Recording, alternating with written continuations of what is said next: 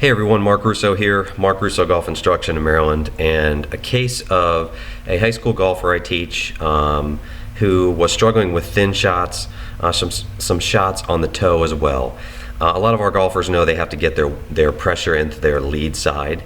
Unfortunately, a lot of them don't understand how soon it has to happen, and many times it gets there but way too late. So if we start her, the before is on the left, and what we saw was she was getting weight over to her lead side, or pressure into her lead side. But if we take her to the top of the backswing here, what I want you to notice, and I'm going to pull it back a little, on the left is before, her pressure is 70, 69, 68, and the club is still going back. And now her pressure is pretty much staying stable. The club is still long, and then as she starts down, again on the left here, you'll notice she goes hard down into her right leg. 93% down into her right leg. To me, this is her buying time. And so as she comes through and into impact, her spine is leaning back. And while she has 66% of her pressure into her left side, it's frankly not enough and too late. And so her spine is back and she had a tendency to hit it on the bottom of the club. So what we did was we gave her a cue under her left foot to practice with. Just to feel like, okay, we're going to get up to the top of the swing here, and before you finish the top of your swing, you're going to stomp down on your left heel. And what we got was on the right.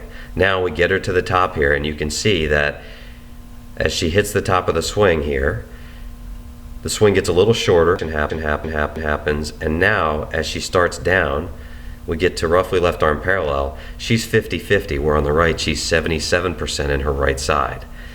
And now as we keep rolling and into impact, now we get to 71% versus 66. And I'll tell you, the big thing to me was a much more flush contact on these shots as we practiced. And I think you'll notice that just simply by looking at her spine positioning.